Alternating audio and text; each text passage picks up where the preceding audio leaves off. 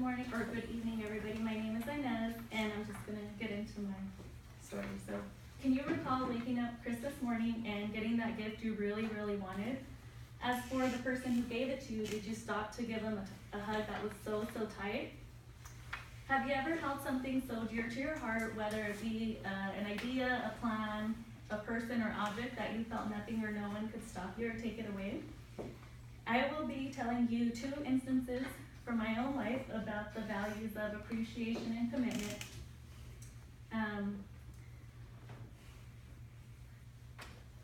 That have helped to shape who I am. So I will begin with my first value. The first value is appreciation. This was last year. I was at my mom's visiting. After a few hours, I was ready to go, and she says, "Wait, I forgot to give you something." And she brings out this pink candle, and it's in like a glass jar, and I was like, she was so excited to give it to me. She's like, "Oh, I want to give you this. It's the last one I have."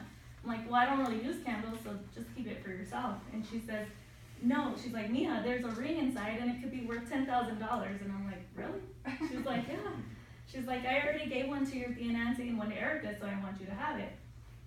And I'm like, okay. So I take it home and I put it on my kitchen table, and it sits there for weeks and weeks. Like literally 2 months go by and I haven't lit it. My mom, "Did you light your candle yet?" I'm like, "No." So when I finally do it, I have to burn it like 3 times to get down to where the packet with the ring is at. And so when I get there, I pull it out with the fork because the wax is still hot, and I rinse it off. I cut it open. There's like a little wrapper with a coat on it, and then another little pouch. I cut that open and I pull out the ring, which I brought with me today. It has a purple like pear-shaped stone, little diamonds on the side, but it's too big. It doesn't fit. It's even too big for my thumb, but it's pretty. So I go onto the website. I follow the link to punch in the code. I punch it in, and then it's like a flashy screen pops up. "Congratulations, your ring is worth $10. So I said out loud to myself, "Wow," that was my reaction. Because I was pumped up. I thought I would get lucky. I was hoping I would get lucky, but I didn't. But I got a good laugh out of it.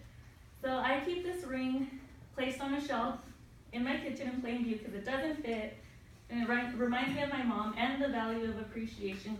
I clearly remember the look on her face.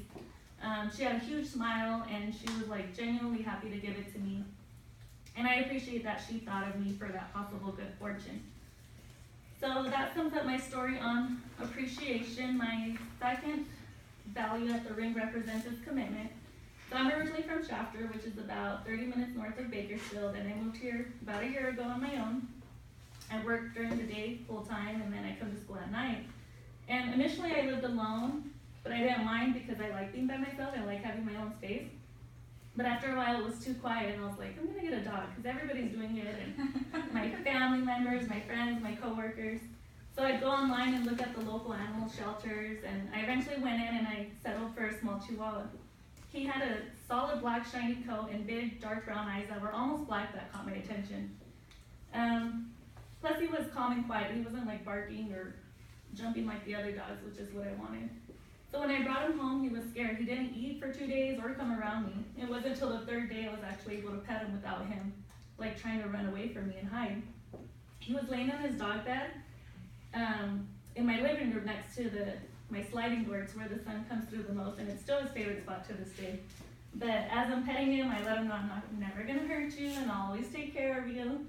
So I've had him 9 months now, and I've taken him to walks, I've taken him to parks, I've taken him to visit family members with me, and I've even had to take him to the vet already. This was a few months ago. He was like vomiting out of control, so it was 4 in the morning. I had to get up, take him to the vet, and then I made it back in time to be at work at 7:30.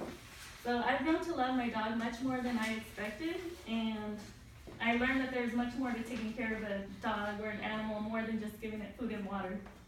So so commitment is very important to me, and I made a commitment when I decided to rescue a dog from the shelter that day. So that sums up my story on commitment, and by now you have heard from me 2 instances of appreciation and commitment that I have personally experienced. Maybe you can, after hearing me, you can apply these values to specific events in your own life. I know that these 2 values have helped me to understand what is important for me or to me So thank you all for allowing me to share this with you.